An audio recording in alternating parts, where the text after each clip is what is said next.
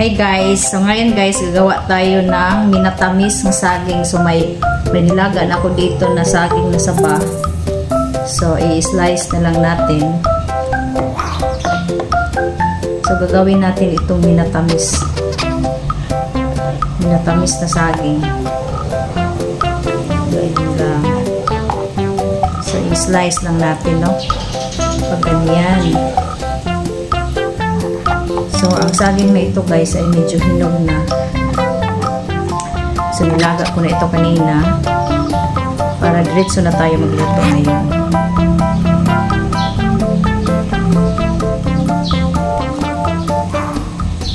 So, ayan. Ito lang siyang hatiin. Ang isang saging hatiin natin sa 4 para hindi naman siya masyadong malaki pag kainin na siya.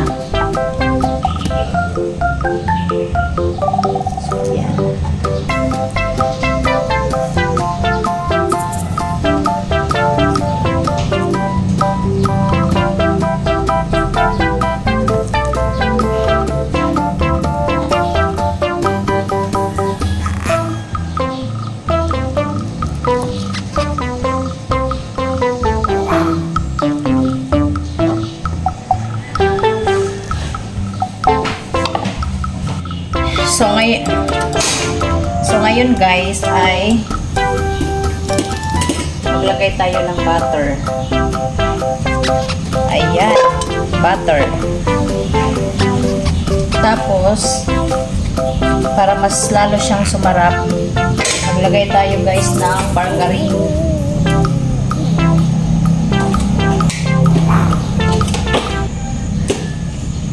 So maglagay din tayo ng margarine.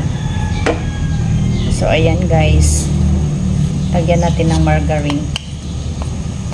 Para mas lalo siyang sumarap. So, i-melt lang natin ito.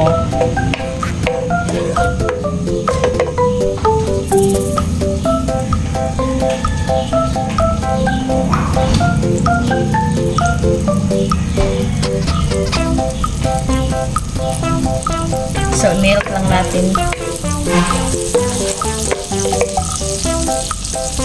So, ayan, i-melt natin ang ating butter at saka yung ating margarine. So, melt lang.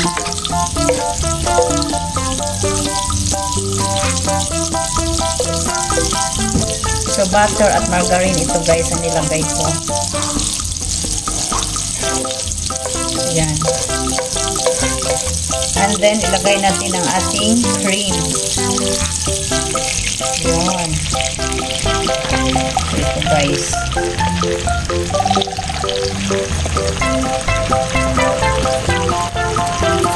So, ubusin natin ang isang pack. Ang isang pack ng cream. Ubusin natin.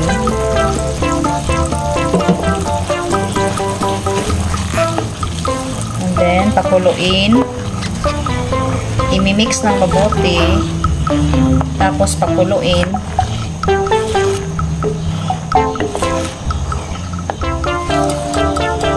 So pakuluin lang natin guys.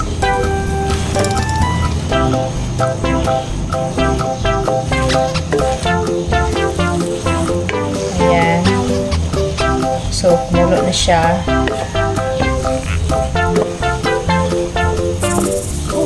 So maglagay tayo ng condense. Hindi na tayo maglagay ng sugar kasi may condense na tayo. Ayan. Ang ating condense. And then, i-mix ng mabuti hanggang sa ma-creamy na siya. So, mix lang natin. So, ayan guys. Pa-reduce lang natin konti ang ating ito yung ginawa natin. Pa-reduce lang natin ng kunti bago natin lagyan ating banana. Ang bango. So ngayon guys, ilagay natin ang ating banana na ilaga na natin kanina. So ayan, yung mga banana natin. Ayan guys. ilublob na natin sa ating ginawang sauce. So, ang saging pala na ito ay saba at sa kahinog na siya. Hindi pwede ang kuan guys ha, ang hilaw. So, ato lang ni siya ilublob para ma-absorb ang ginawa nating parang sauce niya. Para ma-absorb sa ating banana. So, ayan guys. So, ato, hey! So, ato lang ni siyang i-mix. I-mix na to para ma-absorb. Ma-absorb ang kaniyang lasa. So, ayan. Hayaan lang muna natin dyan.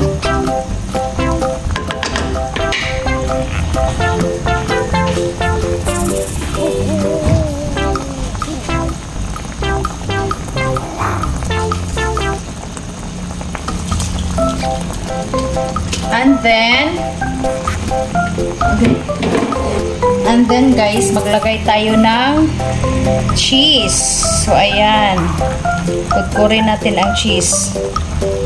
So ayan guys, oh, nagkudkud tayo ng cheese.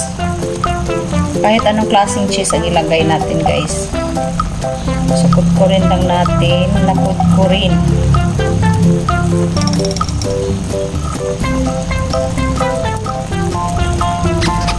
So, ayan. Mas maraming cheese, mas masarap.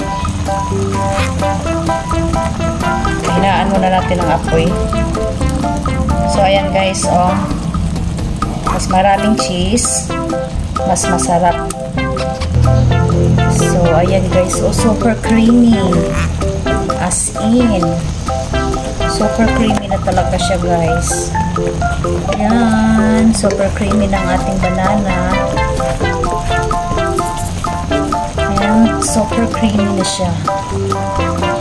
So, hayaan lang muna natin siya dito para ma-reduce pa ang kaniyang sauce.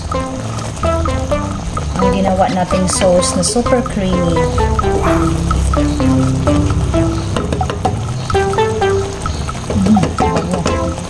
Yes.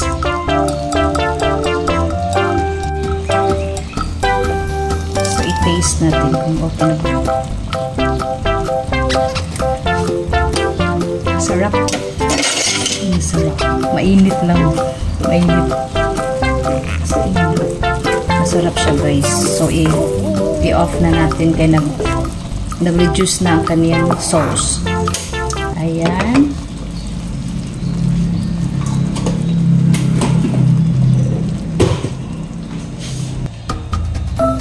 So, ilagay natin ang ating banana dito sa ating glass container.